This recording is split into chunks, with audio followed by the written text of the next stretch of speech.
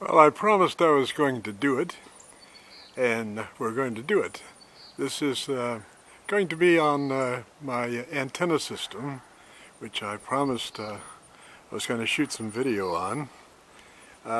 So we'll start with the antenna right there, let's see, at the top, right there. The one in the back, that's the first antenna that I built, and I spent the rest of my years trying to build a better Yagi than that one. I messed up. I built the perfect Yagi in the beginning. So we pull back, and right there at the top, that right there, is a 26 element UHF Yagi. And let's see here, go over here. Now this is, let's see here,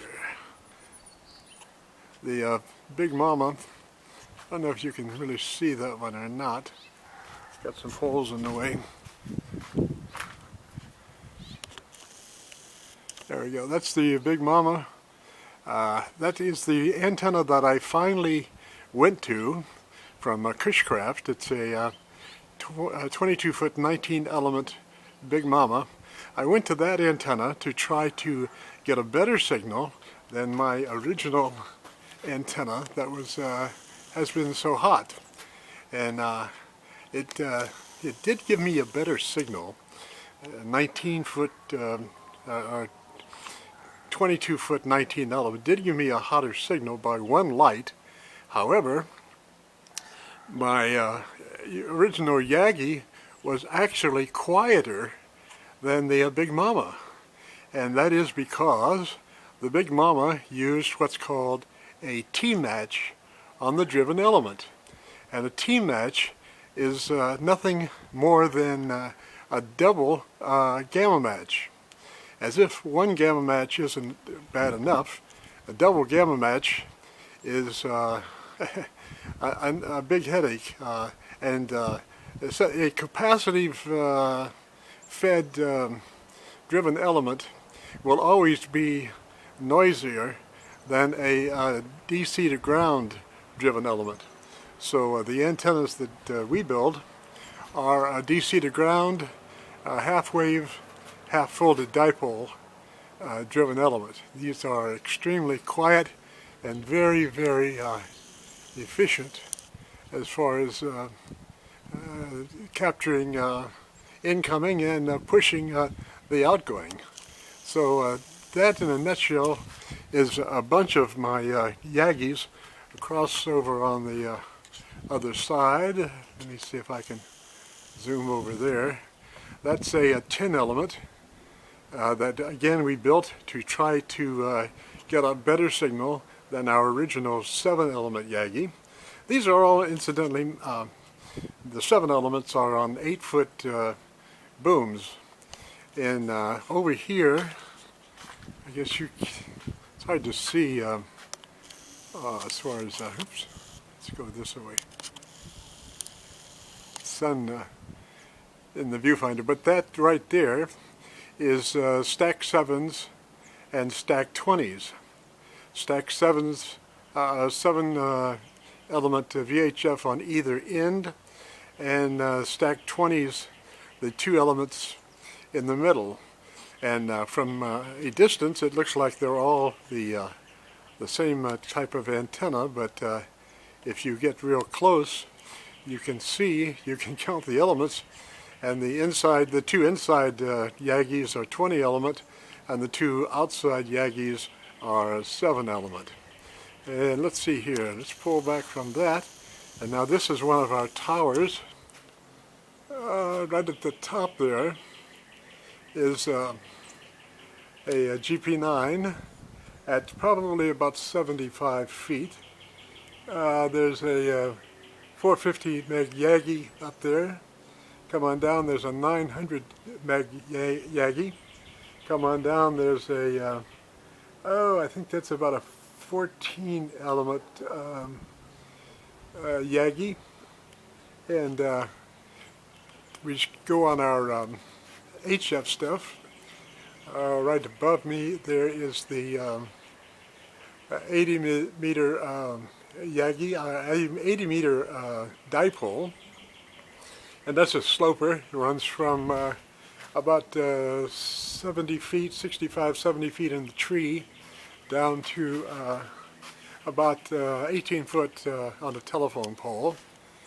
Alright, and then we have up there, we have converted some of our metal guy wires to inverted V dipoles for 15, 20, and 40. And then we have, let's see here, these dipoles are kind of unique in that the way we tune them was we did the SWR adjustment on the negative side of the dipole and brought it on frequency on the high side of the dipole, back and forth to the point that those inverted V's are running about 1.01 to 1, extremely low SWR.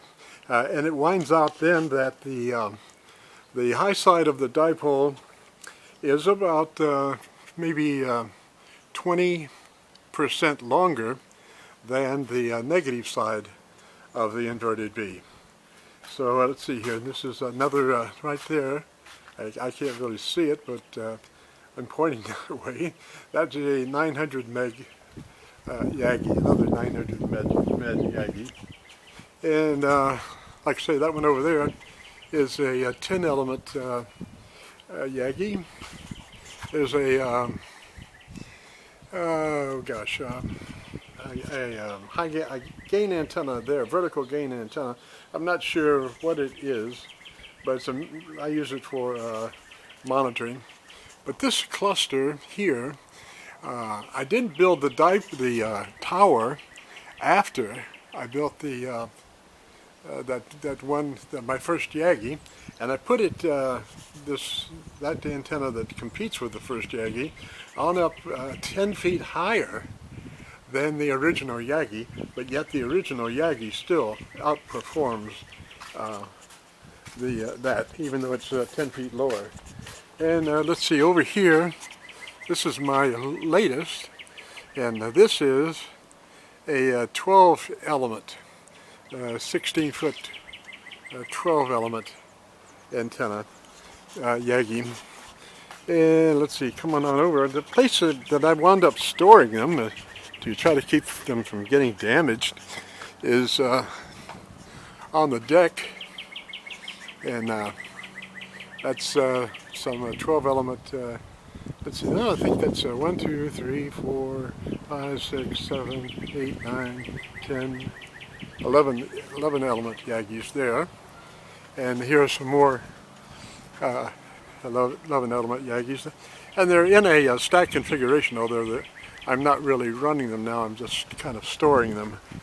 And here are some 20 element Yagis, again mounted as if they were in a stacked configuration, but mainly in storage. And again, this is our 80 meter dipole. This is the bottom end of it there. At the telephone pole, you see a pulley assembly and a weight, and that's a Home Depot container with about 3 or 4 bricks in it. That gives it the counterweight to let it compensate for the swing and the sway up in the tree. And here are 3 of my first antennas. This antenna is a full wave loop antenna on a rotor. Full wave loop for 10 meters is 36 feet around, and on the rotor it is a vertical loop that we can rotate into the exact field of the incoming signal.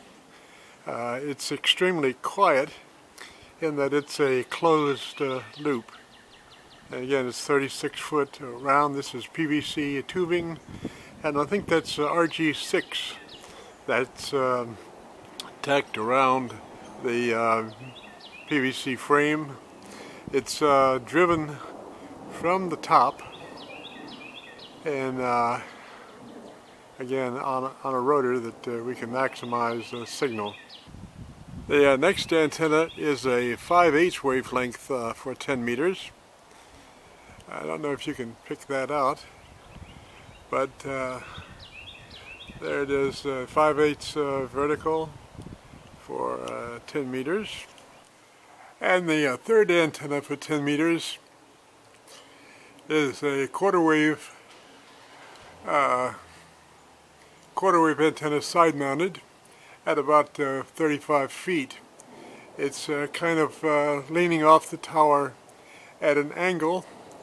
It's actually a 11-meter antenna, but due to the fact that it's leaning off the tower, it is real good on 10 meters. I think the standing wave on that is about a 1.1, 1.15, something like that. And the final aspect that we wanted to show you is our half-wave, half-folded dipole. This is right there, half-wave, half-folded dipole. DC to ground driven, very, very quiet and very efficient. Half-wave, half-folded dipole. SWR is tuned for about 1.2 at 146.5. It's a high gain, high Q driven element. Because it's high Q, high gain, it has extremely high gain in the center of the frequency. Obviously, as you approach the sides of the band, the SWR does rise up. So it's not linear all across the band at 1.2. Also, I might want to show you some of the let's see here, let me pull back just a tad here. Usually what I do is the last 4 feet of the support mast, I will do PVC pipe to minimize any kind of detuning that might happen because of parallel support mast interaction to the elements. This is particularly and only probably involved in the vertical aspect of vertical phasing of the antenna, where the support mast runs parallel to the elements. And one other point here is on the transmission line, again, to avoid interreaction, there's a standoff there. The transmission line does not come straight down the support mast. It's stood off at about 8 to 12 inches, right at the tip of the elements, lower elements end, to avoid interreaction. Obviously, the bottom part or the ends of the elements are the most critical. So this support, this standoff does solve the problem of detuning the vertical elements. And that's a look at our antenna city here at KC9VKV.